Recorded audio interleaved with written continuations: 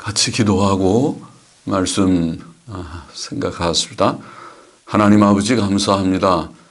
이제 오늘도 조직신학 강의를 계속합니다. 주님, 조직신학 서론 부분의 이제 마지막 강의인 크게 7번째 주제인 신약 본문 문제를 우리가 다루는 그런 강의를 하고자 합니다.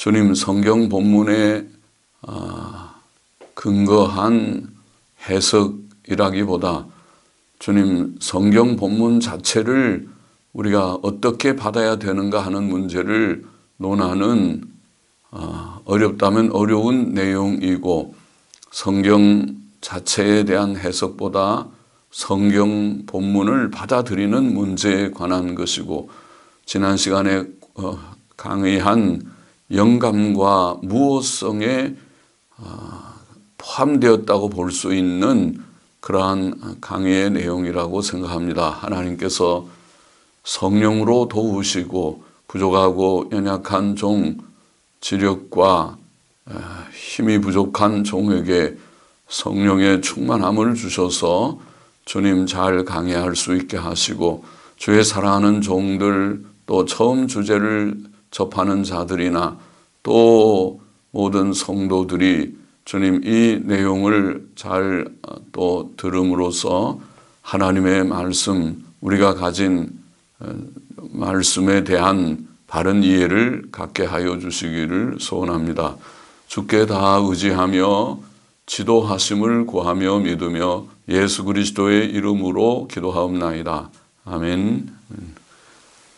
그래서 오늘은 신약 성경 본문 문제에 대한 그런 우리가 좀 주제로 강의를 하십니다. 신약 성경 사본들 간의 차이는 신약 성경 본문 문제를 제기합니다. 지난 시간에 우리가 성경의 영감, 축자 영감, 단어 영감을 말하면서 이 영감과 또 그 영감의 결과인 무오는 원본에 관계된다, 그렇게 말하고 원문 성경에 대한 관심을 우리가 말했습니다. 그러나 성경 원본은 사실 없고 사본들만 있고, 사본들 간에는 약간의 차이들이 있어서 여기에 본문 문제, 곧 사본학이라고도 하죠. 사본학, 그건 본문 문제가 제기되고, 그러면 어떤 사본이, 어떤 사본의 본문이 원본의 본문을 반영하는 것인가 하는 관심을 가지지 않을 수가 없습니다. 성경 본문이 우선 바르야 그 본문을 해석하고 거기에 입각해서 바른 교리 사상이, 신학이 정립될 수 있기 때문이지요. 자, 우선 성경, 신약성, 우리가 특별히 구약 성경도 다룰 수 있지만은 구약은 그렇게, 구약도 약간의 차이가 있습니다. 전통적인 본문과 또 현대 본문의 그런 차이가 있지만은, 특별히 신약 성경이 그것이 심각하기 때문에 신약 성경 본문 문제를 여기 좀 다루어 보고자 합니다. 신약 성경 원본은 두루마리 형태이었을 것이나 주 2세기 파피루스 묶음인 책 형태의 사본이 나타났습니다. 그걸 코덱스, CODX, 코덱스라고 부르는데, 그것은 파피러스는 오늘날 우리 이거 페이퍼, 종이와 비슷하게 그렇게 파피러스 나무를 가지고 만든 그것을 그 종이 형태인데, 누런 종이죠. 그 종이를 이렇게 여러 개를 포개서 묶어서 만든, 오늘 우리 책자하고 상당히 흡사합니다. 그래서 코덱스라는 것이고, 4세기 이후에는 주로 양피지는 다양한 우리 송아지나 영양이나 또 양이나 염소나 이런 가죽을 사용해서 종이처럼 사용하는 것이 양피지라는 그 형태죠. 자, 그런 것이 4세기 이후에 사용되었습니다. 신약 성경 사본들은 대략 파피러스 사본이 한 127개, 더 늘어났는지 모르지만은 127개, 대문자 사본이 303개, 그리고 소문자 사본이 2818개, 또 성구집, 사본, 성구집이라고 초대교회는 예배 시간에 성경을 계속해서 읽었습니다. 성경 교독처럼 우리가 하듯이 시편만 읽는 것이 아니라 성경 전체를 쭉 읽었는데 그것을 우리가 성구집 렉셔너리라고 말을 합니다. 성구집 사본이 2281개, 도합 5529개의 사본이 남아 있습니다. 물론 신약 성경 전체가 있는 것이 아니고 어떤 것은 전체가 있지만은 그러나 또 부분적으로 어떤 몇 절이 있는 심지어 몇 절이 있는 그런 사본도 물론 있습니다. 고대 역본들, 번역본들 중에 아주 일찍이 번역된 역본들 중에 옛 라틴어 역, 이탈라라고 불러서 IT라고 약자로 그렇게 표기를 하죠. 옛 이때 라틴어 역, 이탈라, 또 옛 수리아 역, 시리아, SYR, 시리아이라고 약자로 쓰는 수리아 역, 또 콥트어 역, COP라고 콥트라고 약자로 쓰는 콥트는 옛날 애굽어, 옛날 이집트어 언어라고 하죠. 그러니까 콥트어 역이 있는데 이런 이탈라, 라틴어 역이나 수리아 또 콥트어 역은 주 2세기경에 번역되었다고 보니까 아주 일찍죠. 사본보다 아주 어떤 사본들보다는 월등히 일찍 번역된 그런 역본이죠. 그러니까 그 번역된 역본들이 가치가 있죠. 그들이 사용한 헬라어 사본을 반영하는 것이니까. 그래서 그 본문이 아주 참고가 되고, 그리고 라틴어 벌게이트 역, 중세시대의 표준적인 그 라틴어 성경이죠. 벌게이트 역, VG라고 표기하는 벌게이트 역은 주후 4세기 말 제롬이라고 하는 사람에 의해서 번역된 것을 알고 있습니다. 또 아르메니아 역, ARM, 아르메니아 역도 아마 주 3, 4세기에 번역되었을 것이라고 합니다. 주 300년 이전의 교부들은 역사상 많지만은 한 300년 이전의 교부들, 그러니까 2, 3세기 교부들 중에 중요한 인물은 이레니우스라는 인물, 또 오리겐, 그리고 터툴리안, 키프리안 이런 인물들은 중요한 인물들입니다. 2세기 교부들이라고 할 수 있는 그런 교부들이시요. 자, 신약 성경 본문의 역사를 먼저 조금 언급한 후에 본론에 들어가십시다. 1516년 에라스무스라는 인문주의자죠. 종교개혁기의 인문주의자라고 우리가 말하는 에라스무스는 최초로 헬라어 성경을 출판했습니다. 그 당시까지는 라틴어, 방금 말한 라틴 벌겟 성경이 그들의 표준 성경이었습니다. 그러나 이제 원래 헬라어로 되어 있던 성경이니까 원래 헬라어 성경을 출판했어요. 그 당시에 인쇄술도 발달되어서 인쇄술이 발달되었기 때문에 더 가능했죠. 헬라어 성경을 출판했고 그 후에 스테파누스라고도 하는 스티븐, 또 베자, 칼빈의 제자라고 하는 베자 등도 헬라어 성경을 만들었습니다. 영어 킹제임스 성경이죠. 1611년에 번역한 영어권에서 아직까지도 권위 있게 쓰이는 성경이죠. 오래됐는데도 1611년 번역인데 킹제임스의 혹은 흠정역이라고 하는 이 성경은 바로 스테파노스라고 하는 스티븐과 베자의 헬라어 성경에 주로 근거했습니다. 그 다음에 1633년 킹제임스 성경이 나온 후에 오래됐죠. 11년이니까 한 22년이 흐른 후에 엘저비어라고 하는 사람이 형제인데 헬라어 성경을 만들었습니다.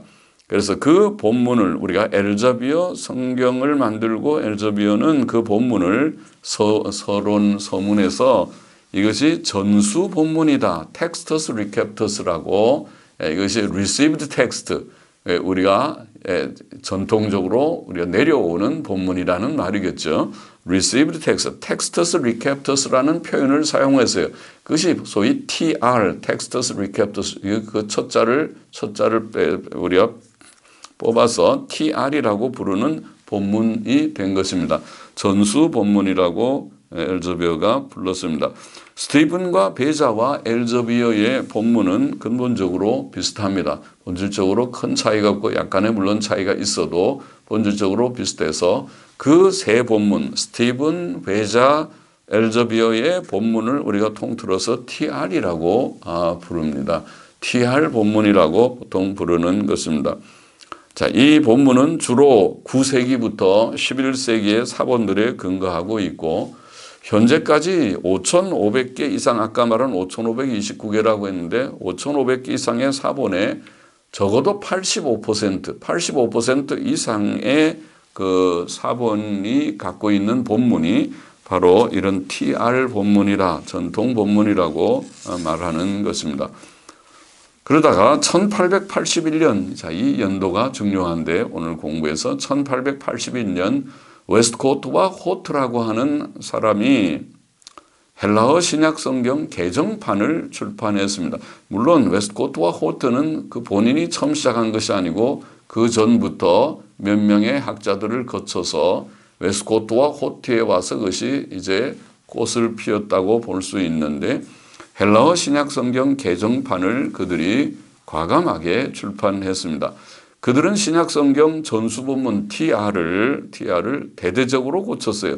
약 5,337곳을 고쳤다. 물론 다른 분들은 또 그 숫자를 좀 다르게 우리가 셀 수 있지만 대략 그렇습니다. 5,337곳을 고쳤는데 이것이 신약 성경 비평 본문의 시작인 것입니다. 그리고 그 전통이 내려오면서 1898년 또 한 17년이 흘렀나요? 네슬레 헬라어 성경이라는 것이 나왔어요. 지금까지도 네슬레 1판부터 시작해서 지금은 26판, 27판 아마 28판인가 27판 그렇게 나온 것으로 알고 있습니다.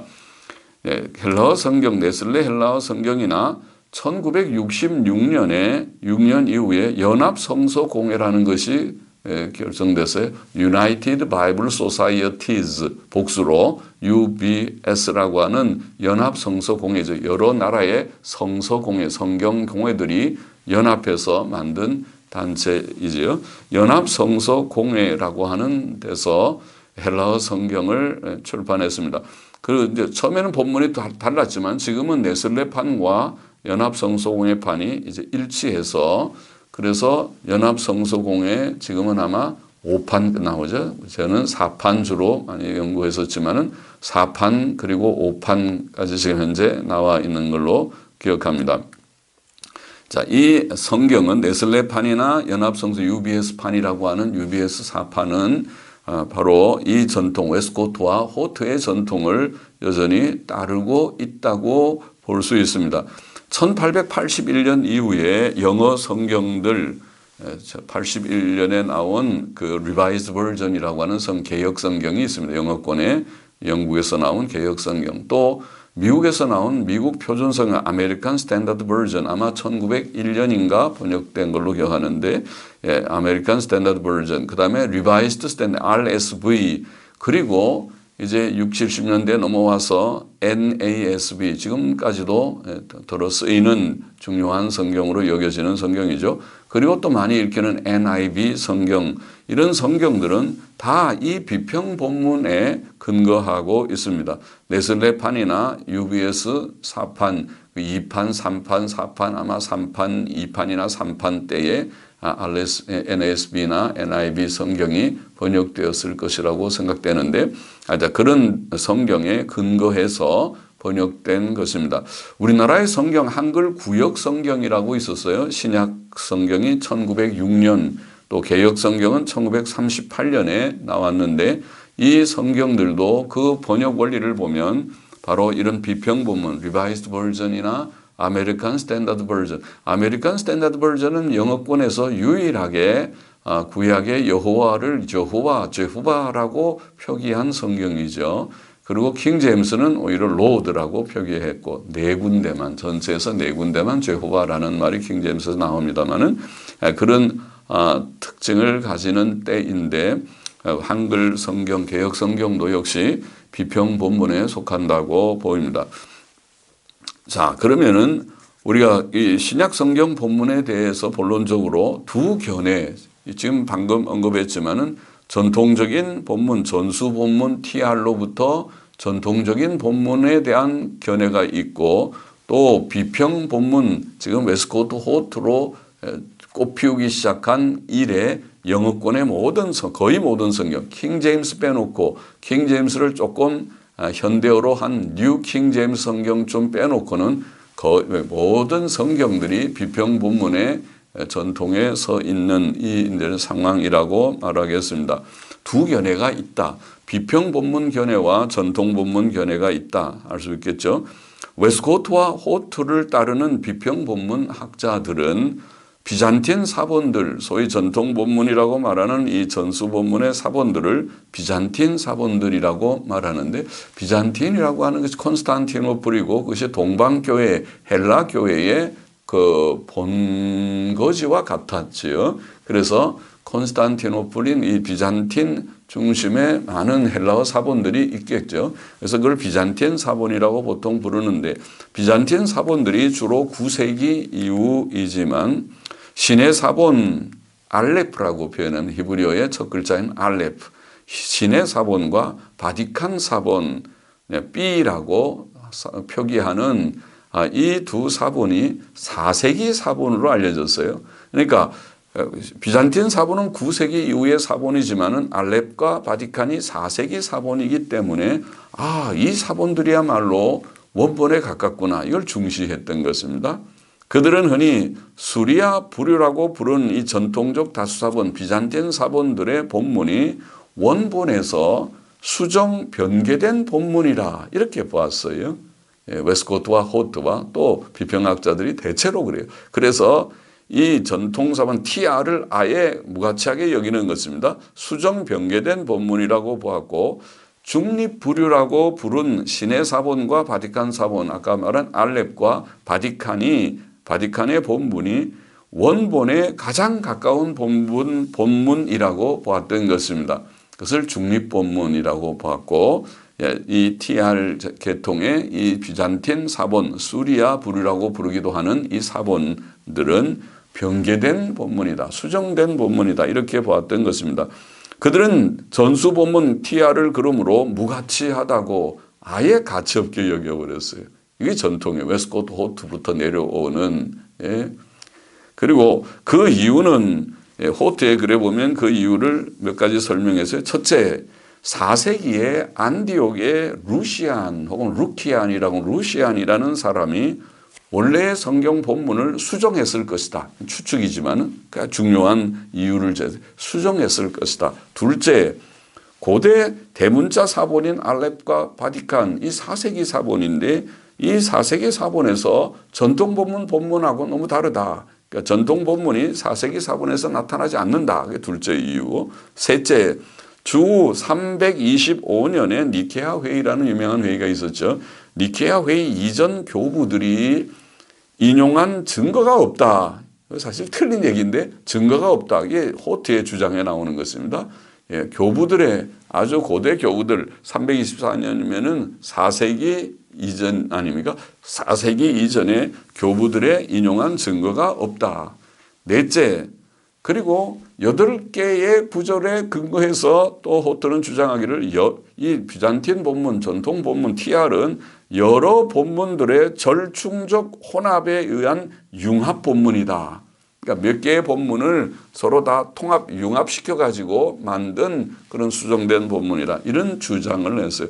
그것도 참 이 대단한 그 성경 본문에 대한 혁명과 같은 일을 하면서 8개 구절 가지고 그 이론을 뒷받침한다는 것은 너무 보잘것없는 일이죠. 아마 한 80개, 800개쯤 구절을 하면은 설득력이 있을지 몰라도 8개 가지고 하면 거기에 대한 반대되는 구절을 아마 들라고 하도록 그 이상을 들 수 있을 것입니다.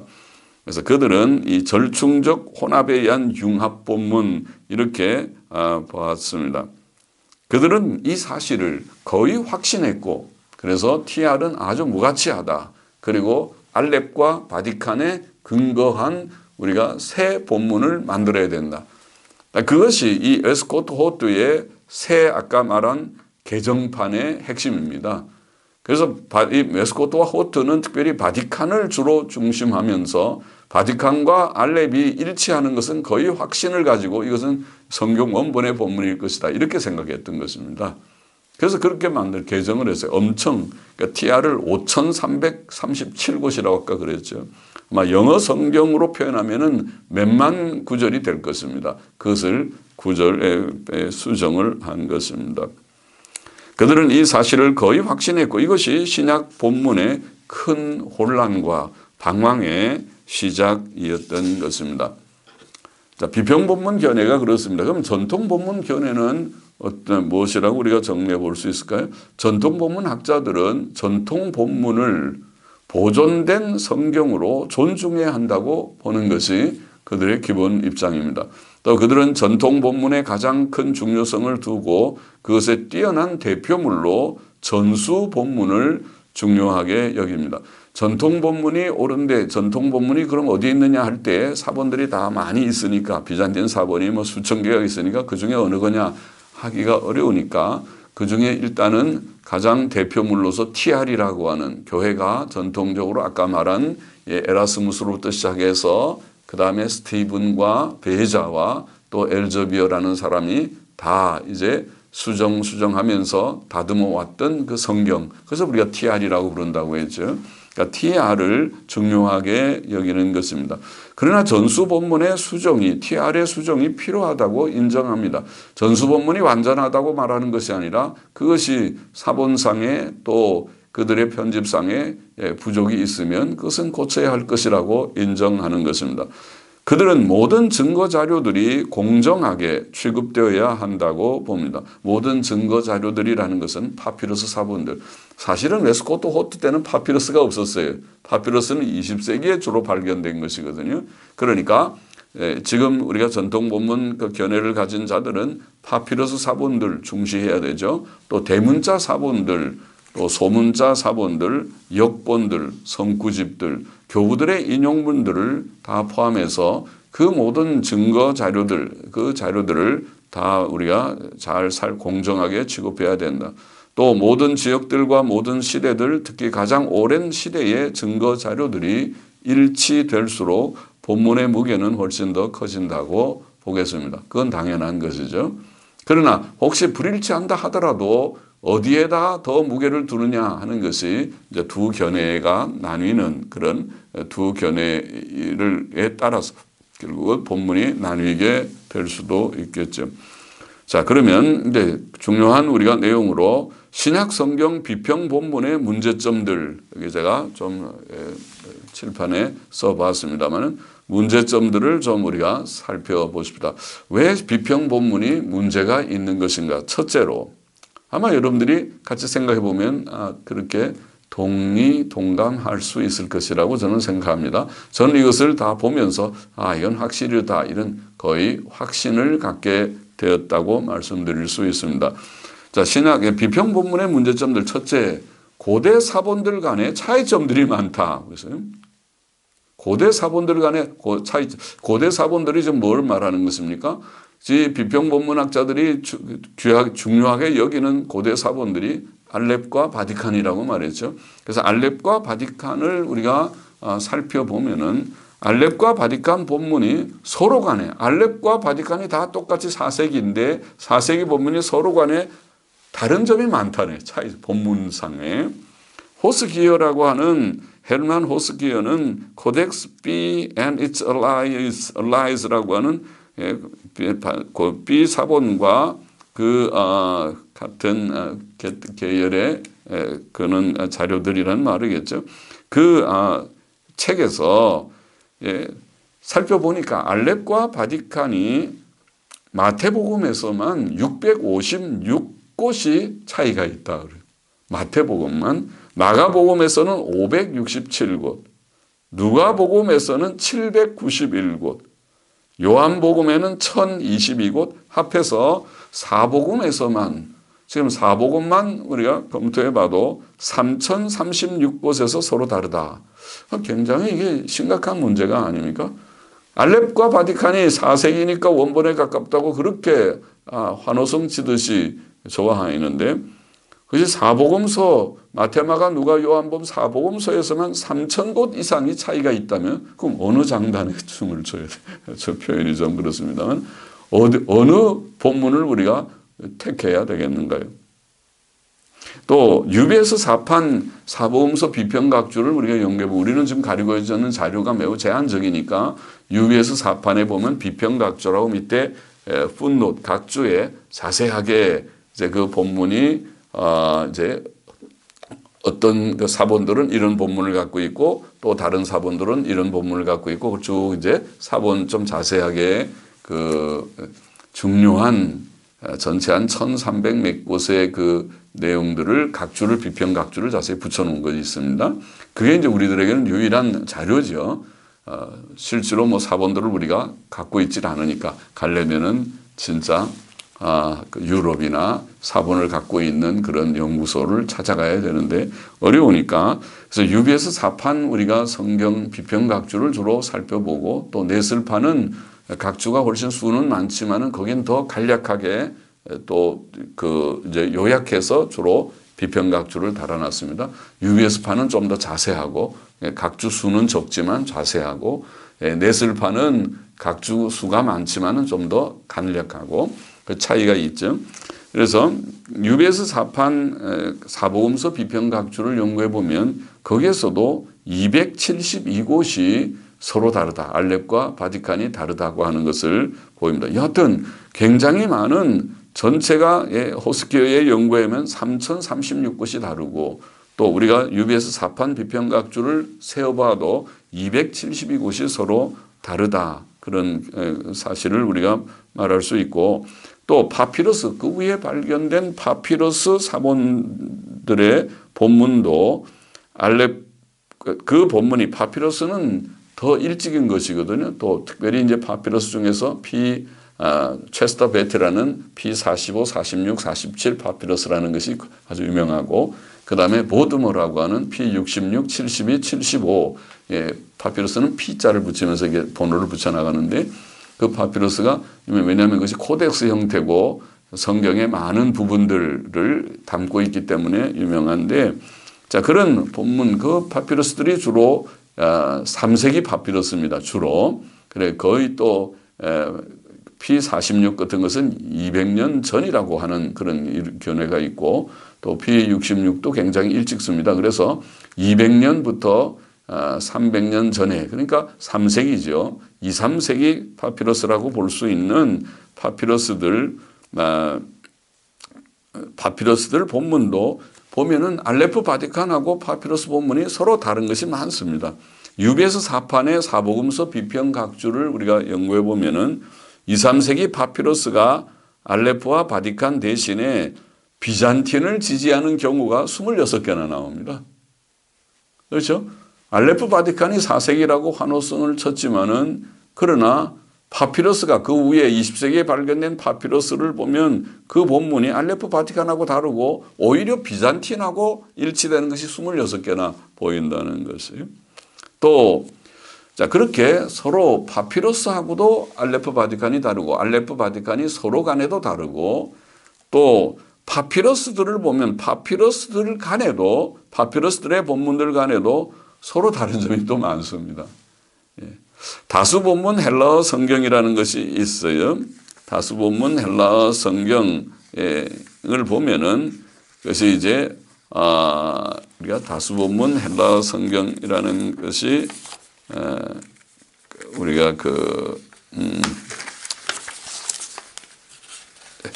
Greek New Testament according to the majority text라는 제인 하지스와 아더 팔스타트가 우리가 그 편집한 성경인데 넬슨 우리가 그 컴퍼니죠. 여기에서 성경 많이 찍어내는 거기에서 나온 그 다수 본문 헬라어 성경이라는 것이 있죠. 그래서 그 다수 본문 헬라어 성경에 보면은 요한복음 비평 각주에서 P66, P75, P45 P66, 75는 보드머라고 하고 P45는 체스터베티라고 하는 사본인데 코덱스 형태죠. P66, 75, P45의 본문들이 서로 다른 경우들이 요한복음에만 보면 요한복음에만 약 98구절이나 우리가 볼 수 있어요. 확인해 보면은. 그러니까 그러면 무슨 말이냐면 고대 사본들이 그 본문들 간에 차이점들이 많다는 걸 우리가 확인할 수 있다는 것입니다. 알렙과 바티칸이 차이가 있고 그리고 알렙 바티칸이 그 후에 20세기에 발견된 파피러스 사본들의 본문하고 차이가 있고 파피러스 사본들 서로 상호 간에도 차이가 있고 그러면은 그게 무슨 의미가 있습니까? 우리가 사본들이 연대가 이르다, 연대가 4세기다, 또 연대가 2, 3세기다 하는 것이 도대체 무슨 의미가 있는가? 그것이 과연 원본의 본문에 접근한 것이라고 볼 수가 있는가? 그런 혼란스럽기만 한 것입니다. 그래서 그건 아니다 생각해요. 사본들 간의 차이점들이 많다는 것은 그 사본들 자체의 권위성, 그것이 신빙성이 오히려 떨어지는 문제지. 그것이 단순히 연대만 가지고 원본에 가깝다. 그렇게 하면 혼란스럽습니다. 우선 사본들 간에 고대 사본들 간의 차이점이 많다. 둘째, 비평본문의 문제점 두 번째는 고대 사본들이 부정확하게 보이는 경우들이 많습니다. 그렇게 말하는 게 쉽지 않죠. 부정확하다고요. 유베스 사판 사복음서 비평각조에서 알렙의 신의 사본이라는 알렙의 고대적 지지가 매우 빈약한 경우가 사복음서 우리가 연구해 보면 68개나 나옵니다. 또 바티칸의 고대적 지지가 매우 빈약한 경우가 63개나 나옵니다. 그리고 알렙과 바티칸이 함께 고대적 지지가 매우 빈약한 경우가 34개나 나옵니다. 제가 지금 고대적 지지 말하는 것은 매우 빈약하다고 말하는 것은 5세기 이전 적어도 5세기 이전의 사본들 5세기 이전의 사본 알렙 바티칸 말고 A 사본, 알렉산드리아 사본, C 사본, 에프라임 사본, D 사본, 또 W 사본 이런 대문자 사본들이 있지요. 또 파피러스도 방금 말한 대로 체스터베티, 보드머 같은 6개, P45, 46, 47, 또 P66, 72, 75 같은 파피러스를 비롯해서 고대 사본 파피러스들이 들어 있습니다. 네, 그런 소위 5세기 이전의 사본들과 또 역본들, 아까 2세기에 번역됐다고 말하는 이탈라, 또 시리악, 또 콥트 이런 역본들, 또 아르메니안 또 이런 역본들, 또 우리가 고대 2, 3세기의 고대 교부들의 인용문들 아까 말했죠. 이레니우스, 소대에 말했죠. 이레니우스, 터툴리안, 또 오리겐, 이런 키프리안 이런 인물들. 이런 인물들의 그 인용문들, 그들의 설교나 그들의 저작 글들에서 성경을 인용할 때 그 인용된 본문이 어떤 본문을 반영하는가? 이것이 전통 본문인가? 아니면 비평 본문, 알렙과 바티칸 본문인가? 이런 말이죠. 인용문들. 자, 이런 것들을 우리가 전부 종합해 볼 때 고대적 지지가 2개 이하인 경우는 우리가 매우 미약하다. 2개 이하고 비잔틴은 오히려 고대적 지지가 5개 이상 차이가 나서 한 7개 이상의 그런 경우가 되는, 비잔틴은 7개 이상이 되고, 또 이런 비평 본문은 2개 이하일 경우에는 우리가 차이가 크게 날 때 이런 알렙 바티칸은 좀 빈약하다, 이렇게 매우 빈약하다, 그렇게 볼 수 있지 않겠어요? 그런 정도만 우리가 봐도 그렇다는 것입니다. 그래서 알렙의 고대적 지지가 매우 빈약한 경우가 사복음서에서 68, 바티칸은 63, 알렙 바티칸이 함께 빈약한 경우가 34개나 보인다는 것입니다. 바티칸 사본과 신의 사본의 대표적 특징은 부주의함이라고 보통 평가하고 있습니다. 티셴도르프라고 하는 이분도 비평학자 계열에 들어가는 인물이죠. 웨스코트 호트보다 더 선배이죠. 티셴도르프는 바티칸 사본을 대조 연구한 후에 그것의 전체적인 결함에 대해서 말한 바가 있습니다. 말을 했고, 도빈이라고 하는 박사는 바티칸 사본에 2556개의 생략이 있는데 마태복음에서 330개, 마가복음에서 365개, 누가복음에서 438개, 요한복음에서 357개, 사도행전에서 384개, 또 서신들에서 681개 등이다. 참 연구를 열심히 했어요. 도비는 바티칸의 사본에 좀 생략이 많은 문제점을 지적을 한 바가 있고, 바티칸 사본을 편집한 편집자로 알려진 베셀론이라고 하는 사람도 바티칸 사본의 영속적 생략들, 쭉 사본을 편집하고 연구해 보니까 바티칸 사본은 특징이 생략을 잘하는구나. 영속적 생략들, 또 절의 반, 또 절 전체, 심지어 몇 개의 절들의 생략들 쭉 보니까 다른 사본들하고 비교해 볼 때 생략이 빈번해요. 아주 급하게 복사한, 필사하면서 급하게 한 모양이죠. 자꾸 빼먹고 졸면서 했는지 빼먹고 해야지. 신의 사본은 더 나쁘다. 바티칸은 생략이 많고 신의 사본은 더 부주의한 사본이다. 이렇게 평가됩니다. 파피러스 사본들이 명확히 부정확하게 보이는 곳들도 꽤 많습니다. 넷을 27판에 보면은 비평각주들에서 우리가 많이 찾아볼 수 있습니다. 넷을 그 판의 비평각주는 시간이 없지만은 조금 언급하면은 그거는 우리가 비평각주를 쓸 때에 긍정적인 각주를 쓰기도 하고 부정적인 각주를 쓰는데, 보통 UBS판은 긍정적으로 어떤 본문을 지지하는 사본은 이렇고 파피러스는 이렇고 대문자는 이렇고 소문자는 이렇고 또 교부들은 이렇고, 이게 긍정적으로 쭉 열거하는 것입니다. 부정적으로 열거한다는 말은 넷을판에서 주로 나오는데, 그것은 뭐냐면 어떤 본문을 얘기할 때 이 본문은 요 사본만 이런 본문을 가지고 있고 다른 것은 가지고 있지 않다 할 때 그 사본만 딱 쓰는 경우가 있어요. 그러면은 그 말은 부정적인 것입니다. 요 사본만 유독히 요 본문을 가지고 있고 다른 사본들은 주로 이 본문을 생략하고 있다. 다른 본문을 가지고 있다. 이럴 때 나오거든요.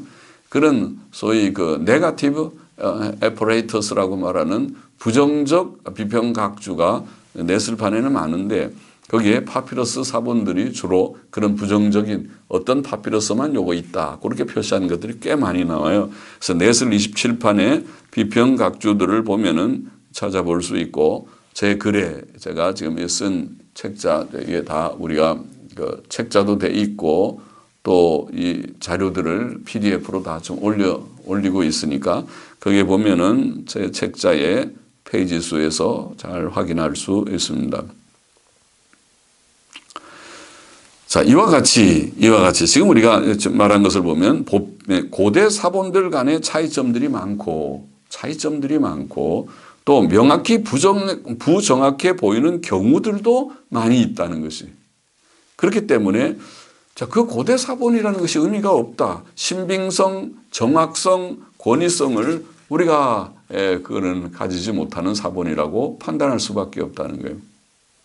고대 사본들은 원본의 본문을 더 충실히 반영하고 있다고 단정될 수 없다. 그런 우리가 결론을 내린다는 거예요. 단지 어떤 사본의 연대가 이르다는 사실이 그것이 원본에 가깝다고 단정할 충분한 이유는 아니다고 봅니다. 고대 사본들이라 할지라도 교회에서 인정받지 못하고 버려졌던 부정확하고 변질된 사본일 수 있다는 것이 분명합니다. 그렇겠죠. 성경도 많이 읽어야 다른 거죠. 바른 성경은 많이 읽어가지고 달아가지고 빨리 없어지고 또 새 성경하고 새로 복사하고 그렇게 되는 거죠. 그렇지 않고 어떤 거는 잘못된 것이 방치돼서 내버려두면 깨끗하게 하나도 닳지 않고 있다가 오랜 세월 후에 발견되면 와, 이거 대단한 사본인데 그럴 수도 있지 않겠느냐 말이죠. 그래서 우리가 고대라는 연대만 가지고 그 사본의 신빙성을 논하기는 어렵다. 오늘날 비평 본문을 주장하는 학자들도 굉장히 도움이 되는 말이죠. 오늘날 비평 본문을 주장하는 학자들도 이 사실을, 제가 지금 말한 알레프, 바티칸, 파피러스 이런 문제들이 있다는 것을 인식하기 때문에 UBS 사판을 보니까 신의 사본과 바티칸 사본의 본문을 많이 포기했더라고요. UBS 사판의 본문 비평각주를 보면 많이 포기했어요. UBS 사판이 신의 사본과 바티칸 사본이 함께 가진 본문. 우리 그러니까 저 웨스코트와 호트의 생각은 알렙과 바티칸이 함께 있으면 이건 틀림없이 원본의 본문이다 이렇게 봤거든요. 그러나 UBS 사판에 보면 알렙과 바티칸이 함께 지지하는 본문인데도 그 본문을 버린 곳이 사복음서에만 85개나 돼요.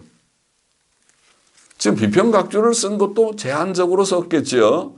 비평각주가 붙어 있지 않은 부분도 더러 있지 않겠습니까? 비평각주를 그 비평학자들이 쓴 비평 본문 견해를 가진 학자들이 작성한 그 본문의 비평각주에서도 사복음서에서 85개나 알렙 바티칸의 본문을 버렸다는, 함께 있는 본문, 함께 지지하는 본문을.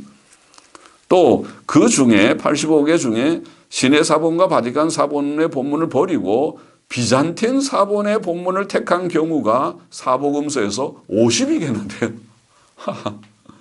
놀라운 일이죠.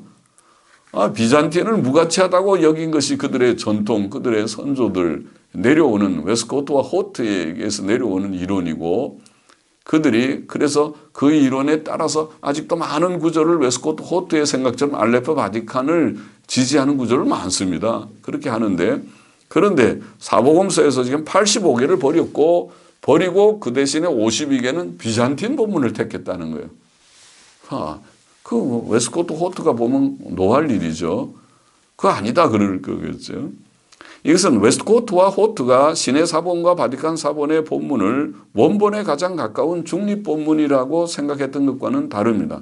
이것은 후대의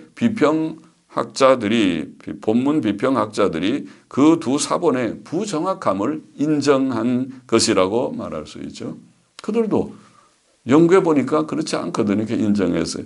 넷을 26판에 보면은 그 서문에 이런 놀라운 글이 있더라고요. 26판 편집자들이 그 서문에다가 쭉 이제 그 내용을 좀 쓰면서 이렇게 표현했어요. 이 본문은, 그들이 지금 편집한 이 본문은 수많은 그리고 상당히 의미 있는 점들에 있어서 웨스트코트와 호트의 본문과 다르다. 놀라우네.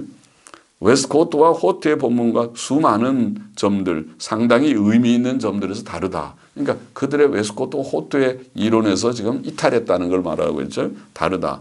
중립 본문이라는 개념은 물러났다. retired라는 표현을 했어요. retire가 뭔가요?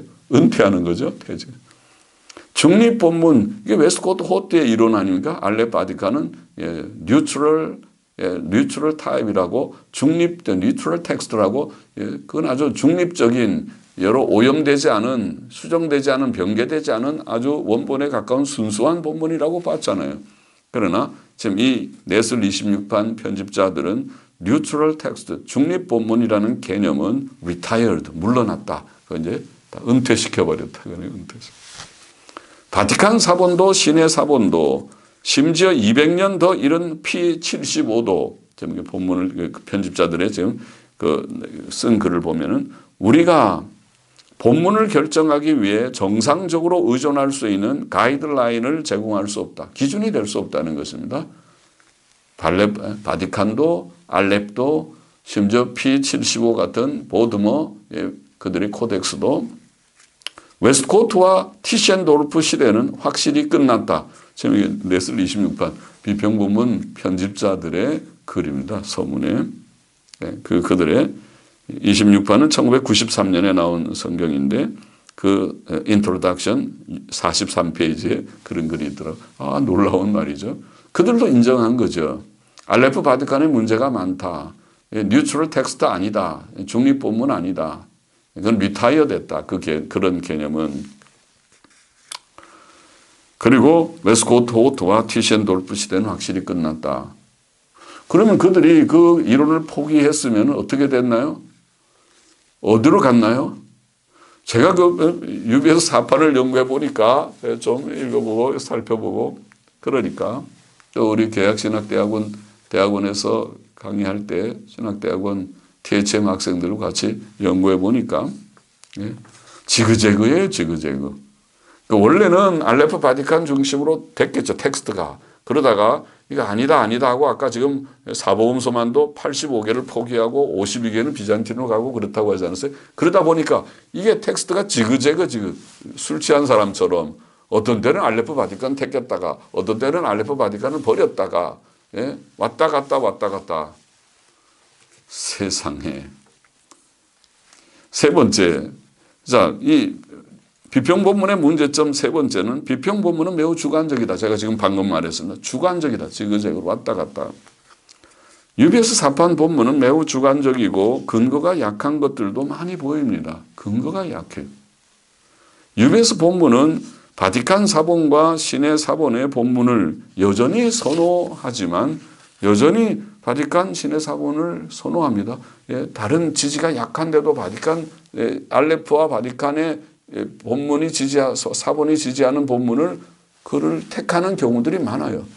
보면은 그러나 그 본문을 버린 경우도 많고 아까 지그재그라고 제가 술 취한 사람처럼 죄송해요. 술 취했다고 표현해서 정신을 차려서 이론이 이게 맞다 그러면 그 이론으로 keep going 계속 그대로 나가야지. 이론이 어떻게 틀렸다. 오히려 웨스코트와 호트는 양심적이에요. 그들은 알렙과 바티칸이 옳다 그러니까 keep going 계속 바티칸 위주로 해서 알렙과 일치하면 원본의 본문 딱 텍스트가 그래도 그들의 생각대로 일관성이 있어요. 그러니까 유비에서 사파는 일관성이 없다는 거예요. 왔다 갔다 지그재그로. 어떤 때는 알레포 바티칸 이건 약한 것 같은데 알레포 바티칸은 택하고 어떤 때는 알레포 바티칸도 있고 꽤 있는데도 또 버리고 왔다 갔다. 자, 알레포 바티칸은 어떤 데는 버리고 버린 경우도 많고 그 대신 비잔틴 본문을 택한 경우도 많고 앞에서 제가 말했죠. 또 고대적 증거들이 비슷한 경우들, 고대적 증거들이 비슷한데도 어떤 때는 알레포 바티칸 쪽을 택하고 어떤 때는 알레포 바티칸을 버리고 비슷한 경우도 일관성이 없다. 또 근거가 극히 약한 경우들도 상당히 있습니다. 유베스 사판 사복음서 비평각주에 대한 한 연구에 의하면 고대적 지지가 상대적으로 많이 빈약한 경우가 사복음서에서만 약 41개가 관찰됩니다. 이건 너무 약한데 본문으로 택해놨어요. 자, 그것을 우리가 신약 성경에 가장 권위 있는 헬라어 성경이라고 이제까지 사용하고 그것에 근거해서 영어권의 성경들이 다 번역되고 우리나라 성경이 번역되었다는 걸 생각하면 답답하죠. 그건 아니다. 자, 그러면 시간이 없으니까 신약 성경 전통 본문의 타당성, 전통 본문이 원본의 본문에 더 가깝고 비평 본문보다 더 가깝고 원본의 본문을 반영한다고 보는 근거가 뭐냐? 그럼 비평 본문을 그렇게 비평하면 전통 본문을 옹호하는 건데 그 근거가 뭐냐? 첫째, 전통 본문의 고대성입니다. 비평 본문학자들은 비잔틴 사본들, 이 소위 전통 본문이 근거하고 있는 TR이 근거하는 9세기부터 11세기에 주로 있고 그 외에 있는 이 다수의 이 비잔틴 사본들이 후대 사본들이기 때문에 무가치하다. 그렇게 본 거죠. 9세기부터 11세기니까 그 후대가 아니냐. 4세기 알레프 바티칸이 훨씬 본문의 원본에 가깝지 않느냐. 연대적으로. 이 얘기죠. 그래서 무가치하게 보았지만은 그러나 우리가 사본을 연구해 보면 이 본문을 연구해 보면 비잔틴 사본들이 주로 9세기부터 11세기 이후의 사본들인 건 맞지만은 그것이 그 사본들에 있는 본문이 후대 본문, 그 9세기 11세기 후에 만들어진 본문이라는 그런 말은 아니죠. 그렇게 단정할 수 있는 근거는 아니라는 것입니다. 왜 그러냐? 전통 본문을 우리가 본문을 연구해 보면은 2, 3세기 고대 파피루스 사본들이 20세기에 발견되는데 파피루스 사본들이 비잔틴 본문의 그 사본들의 본문이 나타나고 있단 말이에요. 물론 파피루스가 다 비잔틴을 지지한다 그런 뜻이 아닙니다. 그러나 단편적으로라도 파피루스 사본에 나온 리딩, 본문이라고 말하는 리딩이 그것이 비잔틴 사본들의 리딩하고 일치하는 경우들이 많이 나타난다는 거예요. 또 우리가 아까 말했죠. 이제 2, 3세기 고대 파피루스 사본들과 또 역시 2세기에 번역되었다고 보이는 2세기에 번역된 역본이 있다고 그랬죠. 고대 수리아어역, 수리아 역도 헬라어 사본하고 비슷해요. 그들의 수리아의 다수 사본이 시리아 페시토라고 하는 사본이에요. 그건 아주 숫자도 많고 페시토라는, 그러니까 페시토의 리딩 본문이 우리 생각에는 2세기에 번역된 원래 수리아 본문이라고 우리는 이해해요. 그렇게 이해할 충분한 이유가 있어요. 깊이 우리가 다 논하는 것은 제 책이나 그걸 좀 참고하세요. 또 라틴어, 이탈라라는 라틴어 사본들도 상당히 있습니다. 이탈라 A 같은 건 4세기, 또 이탈라의 사본들은 5세기 사본이지만, 그러나 이탈라의 그 본문이 2세기에 번역되어 있는 이탈라라는 것을 우리가 생각할 수 있어요. 또 콥트어도, 콥트어 역본들도 있습니다. 자, 이런 그 역본들, 그 2세기에 근거한, 그러니까 그 사본들이 원래 2세기 사본이라고 볼 때 그들의 본문은 2세기의 본문을 반영하고 있는 거거든요. 그러면 4세기 알렙과 바티칸의 4세기 본문보다 더 사실은 고대성을 가질 수도 있는 거 아니에요. 역본의 본문이. 또 2, 3세기의 초대 교부들, 이레니우스, 또 오리겐, 터툴리안, 키프리안 같은 그들의 인용문들, 성경 인용문들도 매우 고대지 않습니까? 그러면 그들의 지지도, 그들이 만일 비잔틴 그 사본의 본문을 지지하고 있다고 할 때는 굉장히 그 중요한 그런 무게가 있는 것이 아니겠습니까? 그래서 그런 것들에 의해서 비잔틴 본문은 그 사본 자체는 9세기부터 11세기 그 이후지만은 그 리딩이 지금 말한 파피러스에서도 일치되고 또 2, 3세기 역본에서도 나오고 2, 3세기 교부들, 후의 교부들은 두고라도 2, 3세기 교부들을 우리가 살필지라도 지지하는 것이 다수 나타나게 된다는 거예요. 그러니까 그러면은 그 리딩은 그 비잔틴 전통 사본들의 본문은 후대 것이 아니죠. 그거는 고대적인 증거가 있는 거잖아요. 그 리딩 자체는 후대 거가 아니다 그렇게 말을 해야죠. 자, 전통 본문은 때때로 알레프 바티칸 본문보다 더 많은 고대적 증거를 가지기도 하고 더 많은 고대적 증거가 있고 때때로 2, 3세기 파피러스 사본들의 본문과 일치합니다. 방금 말했죠. 유베스 사판 사복음서 비평각주를 연구해 보면 2, 3세기 파피러스가 알렙과 바티칸 신의 사본과 바티칸 사본의 본문 대신에 비잔틴 본문과 일치하는 경우가 27개나 나옵니다. 사복음서 비평각주를 보면은 다른 책들에도 또 물론 있습니다. 또한 비평본문 학자들은 지금 이게 전통본문의 고대성 제가 얘기를 하고 있는데 비평본문 학자들은 전통본문이 주 325년 니케아 회의 이전 교부들이 인용한 증거가 없다 그런 주장을 했죠. 호티의 책에 나오는 것입니다.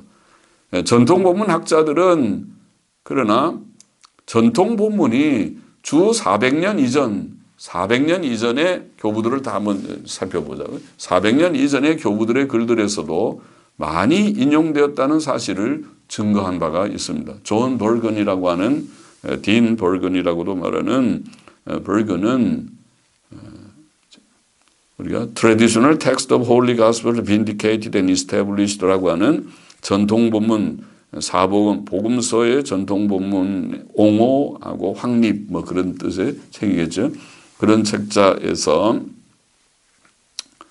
그의 통계를 말해서 아주 연구를 많이 했어요. 이분은 존 버건, 딘 버건 아주 유명한 우리가 이 전통 본문 학자는 그 웨스코트 호트 시대에 우리가 그 이 존 버건이라고 하는 사람의 중요한 그런 한 인물이었습니다. 그런데 존 버건이 주 400년 이전에 죽은 76명의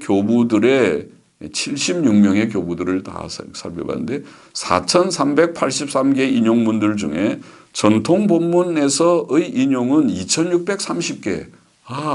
전통 본문이 훨씬 많네요. 60%, 2,630개. 비평 본문에서 인용은 1,753개, 40%이었다. 그렇게 증거합니다. 그 당시에도 비평 본문도 있었다는 것이에요. 그러나 전통 본문에 대한 인용이 훨씬 더 많았다. 그런 것을 통계적으로 증거한 바가 있고 에드워드 밀러라고 하는 사람은 15개의 논의 구절들에 대해 크리소스톰 이전의 교부들 즉 4세기 말 이전의 교부들이 전통 본문을 인용한 165개의 예들을 제시했습니다. 그의 책에서 그것들은 2, 3세기의 교부들도 들어있어요. 2, 3세기의 교부들. ignacius, 굉장히 일찍인 사람이 ignacius라는 발음은 아마 주 100년 전후의 인물이죠. ignacius 한 개 인용한 것. 파피아스도 아주 일찍인 사람인데 한 개. 순교자 저스틴 아주 일찍인 사람들이에요. 5개. 아까 말한 이레니우스 6개, 터툴리안 7개, 알렉산드리의 클레멘트 3개, 그것도 2세기의 사람이죠.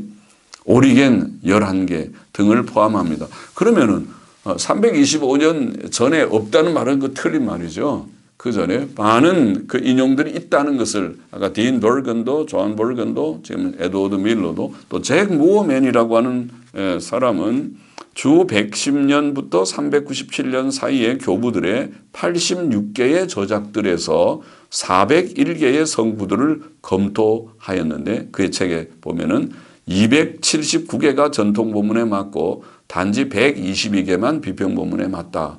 그렇게 글을 쓰고 있습니다. 자, 이와 같이 제가 지금 뭘 말합니까? 전통 본문이 때때로 알렙과 바티칸보다 더 많은 고대적 증거들을 가지고 있고 때때로 2, 3세기 파피러스들의 본문과 일치하고 또 주 400년 이전의 교부들의 글에서도 많이 인용되었다는 사실은 그 본문이 전통 사본의 본문이 후대의 것이 아니고 매우 고대적 증거를 가지고 있음을 보입니다. 그 말을 하려고 하는 것이다. 전통 본문의 고대성이라는 것이 그렇습니다. 사실 이 일은 일찍이 본문 비평학자인 폰 조덴이라고 아주 유명한 학자죠. 폰 조덴이라고 하는 방대한 이 방면의 저술을 남긴 학자 1852년 출생이 1914년이면 우리 19세기 말 20세기 초의 학자인데 이분은 전통 본문, 코인의 본문이라고 그가 부르는 전통 본문을 다른 본문들과 함께 매우 고대적인 것으로 그 가치와 중요성을 인정하고 높였습니다. 자, 우리가 전통 본문을 우리가 신뢰하는 첫 번째 근거는 전통 본문이 후대 본문이 아니다. 고대성을 가지고 있다. 그 얘기를 제가 했고 두 번째 전통 본문은 권위와 가치를 가진 본문이다. 자, 그 얘기를 좀 정리해 보십시다. 전통 본문은 권위와 가치가 있는 본문입니다. 왜 그렇습니까? 첫째로 교회 역사상 성경, 신약 성경 본문에 대해서는 논쟁된 적이 없었습니다. 교회 역사상 여러 교리들에 관한 많은 논쟁이 있은 것을 우리가 교리사에서, 교회 역사에서 알고 있죠. 많은 기독론 논쟁, 삼위일체 논쟁, 많은 논쟁들을 겪어왔습니다, 교회가. 그러나 신약 성경의 본문 문제에 관해서는 텍스트 문제, 어느 사본의 본문이 옳으냐 하는 본문 문제에 관해서는 19세기 말 이전까지 아까 말한 1881년 웨스코트 호트가 새 개정판을 내기 전까지 이질적인 두 견해로 대립되어 변론된 적이 없었습니다. 이게 매우 중요한 점입니다. 왜냐하면 교회 역사상 신약 성경의 본문에 관해 교리적 논쟁이 없었다는 사실 자체가 신약 성경의 전통 본문의 권위에 대한 유력한 증거가 되기 때문입니다. 호트는 그런 말을 했다고 그랬죠. 신약 성경의 본문이 4세기에 루시안 혹은 루키안에 의해서 변질되었다고 말했지만 그건 순전히 추측에 불과했습니다. 학자가 그런 추측만 하면 안 되죠. 근거를 제시해야 되는데 근거는 없이 그렇게 수정했을 것이다. 만일 그것이 사실이었다면, 수정을 한 것이 사실이었다면 초대교회 이후 19세기 말까지 신약 성경의 본문에 대해 이의가 없었다는 것이 가능한 일입니까? 무수히 많은 학자들, 무수히 많은 양심적인 지도자들이 있었는데 만일 성경 본문을 그렇게 잘못된 본문을 계속 전수받아 내려온다면 아니요 하고 말한 학자들이 있었을 것입니다. 그러나 아무도 그에 대한 이의가 없었다는 것은 그 본문을 다 인정했다는 것이죠. 거기에 대해서는 이론의 여지가 없다는 것이죠. 또 루시안의 수정이라는 이 호트의 주장은 역사적 기록 어디에도 없습니다. 역사책 어디에도 루시안이 그렇게 수정했다는 기록이 없어요. 또 교회 역사에서 신약 성경의 본문에 대한 어떤 변론도 없었다. 역사 기록도 없고 변론도 없었다. 신약 성경의 전통 본문은 교회에서 오랫동안 이의 없이 인정되고 보존되어 내려온 권위 있는 본문인 것입니다. 이게 중요한 문제죠. 신약 전통 본문은 권위 있고 가치 있는 본문이었습니다. 그러므로 종교개혁자들은 종교개혁의 기치를 들면서 그들은 성경으로 돌아가고 원문 성경으로 돌아가야 된다고 생각했던 자들인데 그들은 이 전통적 본문을 그대로 이의 없이 받았던 것입니다. 그래서 종교개혁은 바로 지금 아까 말한 에라스무스의 그 성경부터 시작해서 스티븐과 베자와 또 엘저비어 이런 성경으로 이어왔다고 그랬는데 이런 전통적인 본문 그것을 그들은 이의 없이 받았던 것입니다. 사도 바울은 구약 성경에 관해서 유대인의 장점 중에 첫 번째가 하나님의 말씀을 맡은 것이었다. 로마서 3장 1절 2절에 그렇게 말했죠. 그 중요한 구절이죠. 본문 문제에 관해서. 구약 본문도 하나님께서 유대인들에게 성경 말씀을 맡겼다. 그래서 우리가 구약 문제에 관해서도 전통적 마소라 본문이라고 말하는 전통 본문을 중시합니다. 사실 구약 본문도 제가 지금 시간이 없어서 넘어갔지만은 구약 본문에 있어서는 전통적 원래 제2랍비 성경이라고 말하는 전통적 본문, 그걸 이제 본문으로 말할 때 벤카인 본문이라고 말하는데 벤카인 본문이 원래 전통적 본문입니다. 지금 우리가 우리가 우리 사본이라고 하는 그 레닌그라드 사본에 의해서 수정된 그런 본문, 그걸 벤 아쉐르 본문이라고 하는데 벤 아쉐르 본문은 좀 수정된 본문입니다. 그것이.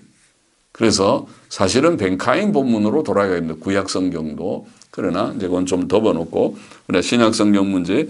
그러니까 구약의 그 유대인들이 하나님의 말씀을 맡은 거와 같이 원리가 같게 신약 성경에도 헬라어 신약 성경의 본문을 사용해 온 헬라 교회, 구약의 유대 교회가 구약 본문에 대해서는 우리가 권위를 가진다고 생각하듯이 헬라 신약 성경은 헬라 교회가 오늘날의 헬라 정교회죠. 동방교회라고 말하는 아까 비잔틴, 콘스탄티노플에 근거를 하고 있는 지금도 이슬람 세력이 강해서 매우 약해져 있는 상태이지만 여전히 그 명맥을 유지하는 교회죠.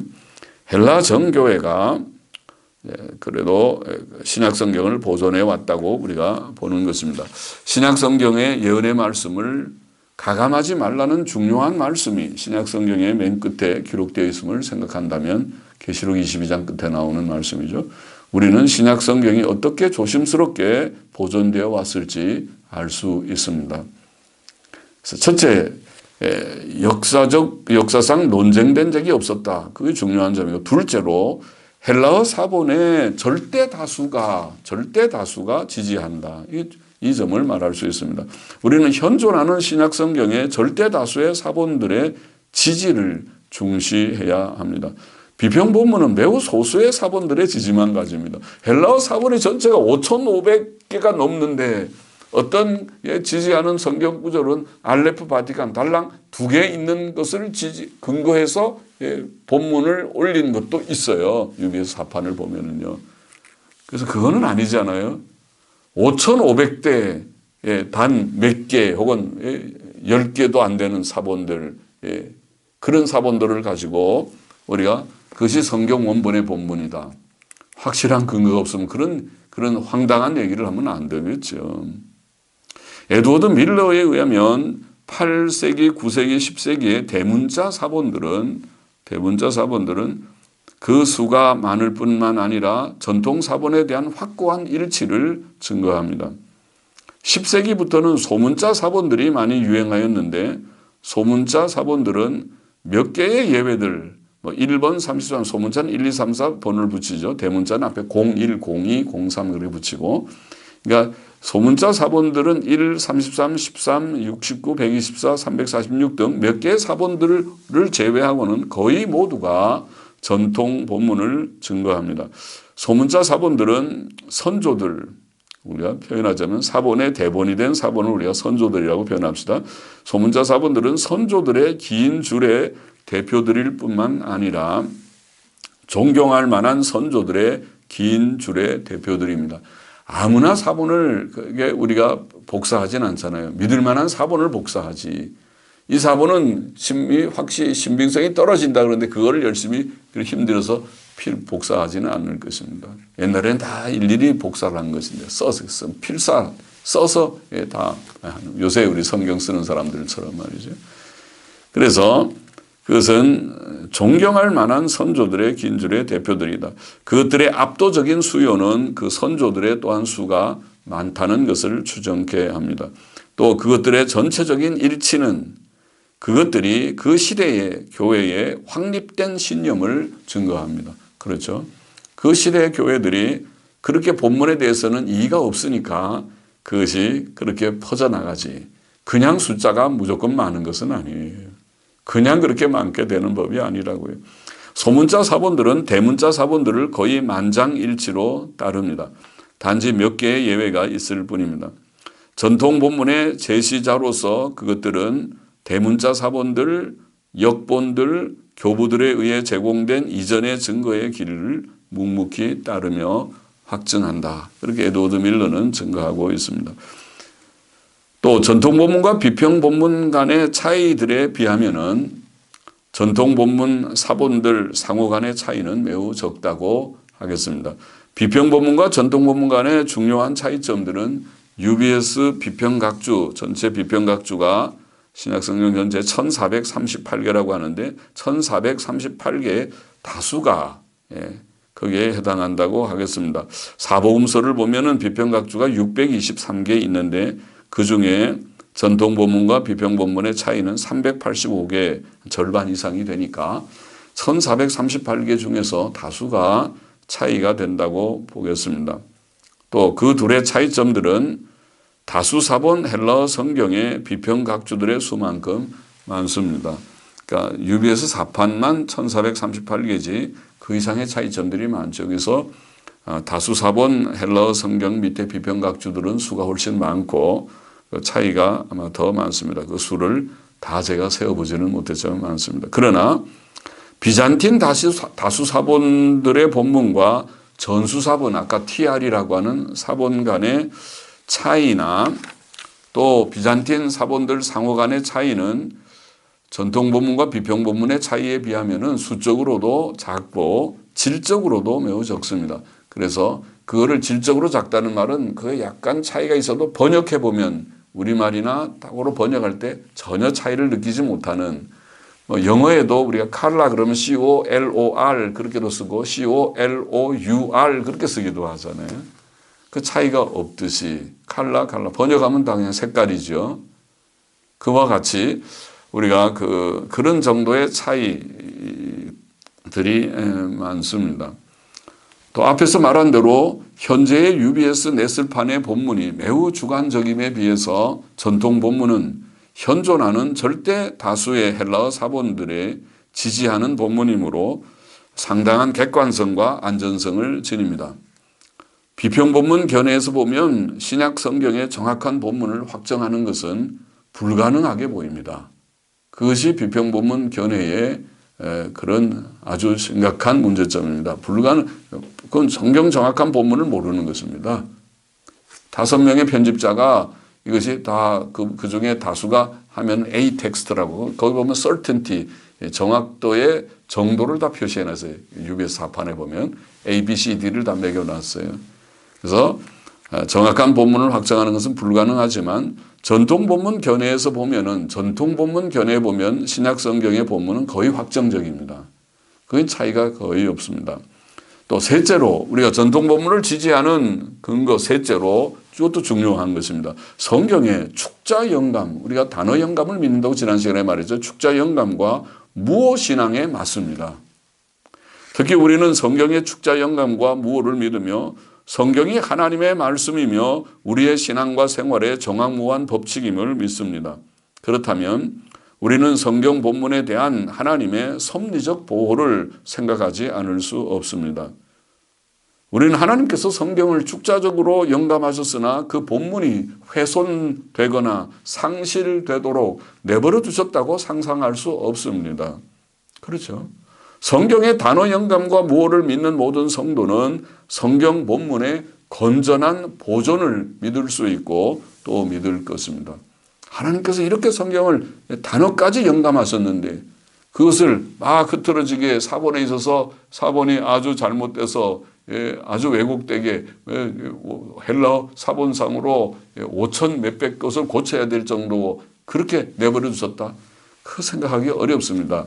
장로교의 표준적 신앙고백인 웨스트민스터 신앙고백 1장 8절도 다음과 같이 진술을 했습니다. 옛날 하나님의 백성의 모국어였던 히브리어된 구약 성경과 기록될 당시 여러 나라들에게 매우 일반적으로 알려져 있었던 헬라어로 된 신약 성경은 직접 하나님의 영감을 받았으며 그다음에 보십시오. 그의 독특한 배려와 섭리로 모든 시대에 순수하게 보존되었으므로 믿을만하다. 따라서 종교상 모든 논쟁들에서 교회는 최종적으로 그것들 원어 성경에 호소한다. 이렇게 되어 있습니다. 하나님의 독특한 배려와 섭리로 모든 시대에 순수하게 보존되었다는 위의 진술은 신약 성경 본문에 대한 전통 본문 견해와 일치한다고 하겠습니다. 우리 결론을 좀 생각해 보십시다. 자, 긴 우리가 강의를 제가 했는데 이제 결론을 생각해 보십시다. 신약 성경의 본문은 아주 초기부터 사본상의 크고 작은 차이들이 발생했고 그것이 수나 지역에 있어서 널리 퍼졌습니다. 비록 사본들 간의 차이들이 교리적, 윤리적 문제를 일으키지 않는 정도라고 보이지만 그래서 비평 본문이나 전통 본문 어느 쪽을 취하든지 우리가 교리적, 윤리적으로 크게 문제가 된다고 생각은 안 해요. 우리는 비평 본문을 가진 개혁 성경을 가지고 있지만 이거 갖고 예수님 잘 믿고 조기신학도 우리가 정립하고 할 수 있어요. 그렇지만은 신약 본문 문제에 대해 다음 몇 가지 점들을 말해야 한다고 봅니다. 첫째, 비평 본문 학자들이 가치 있게 여기는 소수의 고대 사본들은 결코 정확하고 믿을 만한 사본들이 아니다. 그렇게 말해야 되겠습니다. 왜 그렇게 말합니까? 우리가 앞에서 다 설명했죠. 소위 고대 사본들인 신해 사본의 본문 알렙과 바티칸 사본 B라는 사본의 본문과 파피루스 사본들의 본문들은 서로들 간의 차이들이 참 많다. 서로 차이점들이 많다. 둘째, 고대 사본들이 부정확하게 보이는 경우들도 많다. 그래서 신해 사본이나 바티칸 사본은 확실히 오류가 많은 사본들이라고 말하지 않을 수가 없습니다. 오늘날 비평 본문 편집자들도 이 사실을 인정하기 때문에 많은 구절들에서 신해 사본과 바티칸 사본의 본문을 버렸습니다. 또 파피루스 사본들도 확실히 부정확한 사본들입니다. 서로 결코 정확하고 믿을 만한 사본이 아니다. 첫째. 둘째, UBS 사판의 비평 본문은 매우 주관적이고 믿을 만하지 못하다. 그런 말 앞에서 제가 했죠. UBS 사판의 비평 본문은 객관적 원리에 의해서가 아니고 5명의 편집자들의 다수결에 의해 결정된 본문이며 그 본문들의 주관적 성격은 여러 곳에서 관찰됩니다. 심지어 매우 근거가 약한 본문들도 채택되었습니다. 그 본문은 신약 성경의 본문을 오히려 매우 혼란스럽게 만들었습니다. 비평 본문은 결코 원본에 더 가까운 본문이 아니고 오히려 원본보다 더 먼 때때로 심각히 손상된 본문이라고 판단되는 것입니다. 세 번째, 전통 본문은 충분한 고대적 증거들을 가지고 있습니다. 전통 본문은 때때로 신해 사본과 바티칸 사본의 본문보다 더 많은 고대적 증거들, 그 사본, 역본, 교부들의 인용문들의 증거를 가집니다. 또 전통 본문은 빈번히 2, 3세기의 파피루스 사본들의 본문과 일치합니다. 제가 말했죠. 또 전통 본문은 주 400년 이전의 교부들의 글들에서도 많이 인용되었습니다. 전통 본문은 결코 후대에 수정 보완된 본문이 아닌 것입니다. 넷째, 전통 본문은 초대교회 시대로부터 교회가 인정해온 본문이기 때문에 권위와 가치를 우리가 인정해야 된다. 그렇게 말해서 권위와 가치를 인정해야 된다. 그 근거로 제가 몇 가지 얘기했어요. 초대교회 때로부터 19세기 말 1881년 이전까지 신약 성경의 본문은 교회에서 공식적으로 논쟁된 적이 없습니다. 초대교회부터 1881년까지 1900년 여간에 본문 문제에 대해서는 다 전통 본문을 받아들였다는 말이죠. 그 중요한 점이 아닙니까? 논쟁된 적이 없어. 둘째, 신약 성경의 전통 본문은 절대 다수 사본들의 지지를 받고 있습니다. 또 셋째, 신약 성경 본문의 보존은 성경의 축자 영감, 단어 영감과 무오의 진리에 맞고 또 하나님의 섭리의 진리에 맞다. 그렇게 제가 설명했습니다. 거기에 바로 전통 본문의 권위와 가치가 있다. 논쟁된 적이 없고 절대 다수 사본들이 지지하고 있고 또 성경 축자 영감이나 무오의 진리, 하나님의 섭리의 진리에 맞다. 결론적으로 신의 사본과 바티칸 사본이 원본에 가장 가까운 중립 본문이 아니고 오류가 많은 사본들임이 분명하며 또 비잔틴 사본들의 본문이 후대의 본문이 아니고 빈번히 2, 3세기 파피루스 사본들의 본문과 일치하고 2, 3세기 고대 역본들과 또 2, 3세기 교부들의 인용문들에서 나타나는 것이 사실이기 때문에 웨스코트와 호트가 바티칸 사본과 신의 사본이 원본에 가까운 중립본문이라는 잘못된 생각에 근거하여 신약 성경의 본문을 과격하게 수정한 것은 1881년에 그 개정판을 수정한 것은 대단히 큰 실수요. 신약 성경 본문 혼란의 시작이었습니다. 이것을 우리가 포인트로 짚어 얘기해야 되겠습니다. 1881년에 개혁성경, 헬라어 개혁성경은 대단히 큰 실수요 혼란의 시작이었다. 그 견해, 웨스코트 호트의 견해는 신약 교회들이 신약 성경의 원본의 정확한 본문을 4, 5세기 이후 그게 안디옥의 루시안에 의해서 수정되어서 1500년 동안 잃어버렸다가 자기들이 비로소 회복하는 것처럼 말했잖아요. 1500년 동안 잃어버렸고 지금까지도 그것을 온전하게 회복할 수 없다는 결론을 피하기 어렵습니다. 그러나 그런 결론은 우리가 받아들이기 어려운 생각이며 경건한 성도들에게는 신성모독적이게 들리기까지 합니다. 성경을 본문을 잃어버렸다니 무슨 그런 잘못된 말을 하는가. 그러므로 비평 본문의 이론이 견해가 틀렸기 때문에 교회는 원래대로 돌아가야 한다는 말입니다. 즉 비평 본문을 버리고 전통 본문으로 돌아가야 하는 것입니다. 그건 원래대로 돌아가는 것입니다. 교회는 원래부터 헬라어 신학 성경을 가지고 있었습니다. 그 본문에 대해서는 이의가 없었습니다. 그것은 종교개혁 시대 이후 전수 본문 TR이라는 형태로 나타났고 그 후 비잔틴 사본들이 계속 수집되었습니다. 비잔틴 사본들이 가지고 있는 전통 본문은 헬라어를 사용하는 교회들에서 계속 사용해온 본문이었고 하나님의 섭리 가운데 교회들에서 보존된 본문입니다. 교회는 신약성경의 전통 본문을 하나님께서 주신 신약성경의 원본의 본문으로 간주해야 합니다. 그것이 제가 말하려고 하는 결론입니다. 전통 본문으로 돌아가야 됩니다.